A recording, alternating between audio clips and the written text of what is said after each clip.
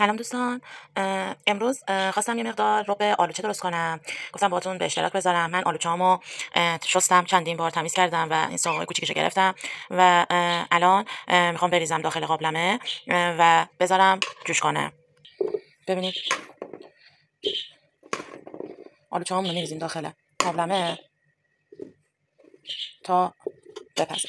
وقتی که آلوچه‌هامون داخل قابلمه ریختیم، حالا یه مقدار آب میریزم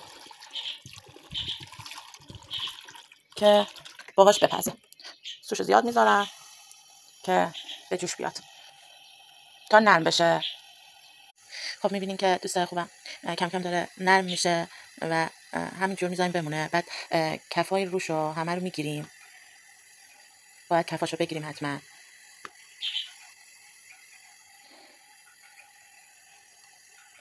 خب دوستان، به این مرحله که دیگه رسید نگاه کنین، آلوچه‌های من قشنگ دیگه له شدن. میبینین دیگه اینو الان ما میریزیم توی صافی، از صافی ردش میکنیم تا هستا و پوستش گرفته شه.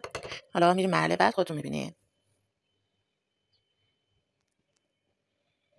خب دوستان، حالا من میخوام این از صافی ردش کنم.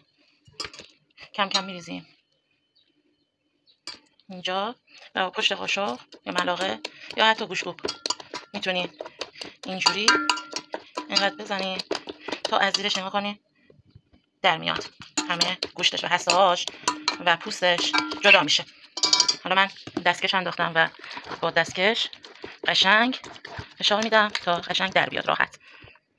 خب ببینید دوستان، نگاه کنین با دستکش خیلی راحت جدا میشه. نگاه کنین همینجور به همین منوال همه همینجوری میریزم و حساهاشو جدا میکنم.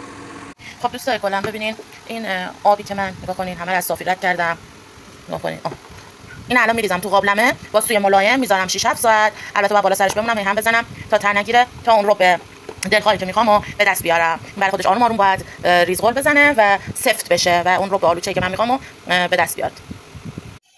خب میبینین دوستان، ریختم توی قابلمه و میذارم 6-7 ساعت آروم این درست شه و سفت بشه. این حدوداً 4-5 کیلو آلوچه بود. حالا ببینیم چقدر بهمون رب میده. دوستان نگاه کن، این کفی که میبینید و این کفو همه رو من برمیدارم. نگاه کنید کفا رو همه رو بردارین از روی ربتون.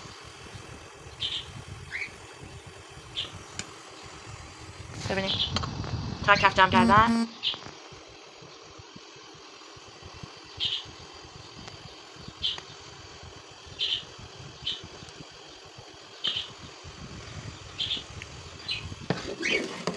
نباید بزنین ربتون ته بگیره. رفته رفته رب من داره رنگش تیره تر میشه و غلیظ تر میشه.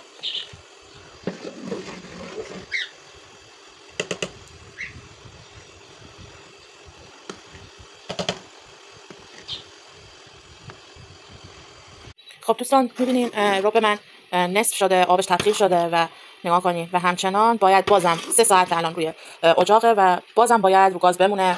همینجور باید هی هم بزنیم تا ته نگیره و حواسمون باشه که ته نگیره ربمون، وگرنه تلخ میشه. همینجور به هم میزنیم. حالا این احتمالاً یه 3 ساعت دیگه 3-4 ساعت دیگه دوباره کار داره تا تبخیر بشه. خب دوستان میبینین باز ببینین چقدر غلیظ شده. من میخوام از اینم سفت‌تر بشه. ببینید اصلا ته نگرفته رب ما و همینجور به هم میزنم. رنگ خوش رنگش هم میبینین چقدر خوب شده. همینجور به هم میزنم تا این سفت‌تر بشه. خب دوستای گلم میبینید دیگه رب من دیگه آماده شده. من به همین غلظت میخواستم برسه. برای 5 کیلو آلوچه من 4 چای قاشق نمک زدم. الان که دیگه آماده شده این کار انجام دادم. دست به ذائقه خودتونه. دوست دارین با شیرین تر بشه نمکش رو بیشتر میکنین. من همینقدر زدم. میتونین دوست داشته باشین سفت‌تر کنین، میتونین دوست داشته باشین شل‌تر باشه، ولی رب انار اصیل باید سفت باشه. اینم رب آلوچه ما. امیدوارم که خوشتون بیاد و درست کنین. تو چاشنی همه غذا بیشتر خوشمزه. تو مرغ ترش خیلی خوشمزه میشه، تو قرمه سبزی عالی میشه، تو فسنجون عالی میشه، لونگی عالی میشه. بیشتر غذاها ما گیلانیا از رب آلوچه استفاده میکنیم و خیلی هم خوشمزه است. ممنون که با من همراه بودین. مرسی که تا آخر فیلم همه تماشا کردین و من حمایت میکنین. ممنون میشم که کانال منو سابسکرایب کنین و اون قلب کوچیک بیرنگ و قرمزش کنین. ممنون میشم برام با لایک و کامنت و حمایتایی که همیشه من میکنین خوشحالم کنید و منو به دوستانتون معرفی کنین. ممنون، مرسی که با من بودین. خب دوستان میبینید ربمو ریختم داخل یه ظرف، میذارمش تو یخچال. ببینید 5 کیلو به من 1 کیلو و 600 رب آلوچه داد. ببینید ممنون که با من همراه بودین. درست کنید، لذت ببرین، نوش جانتون.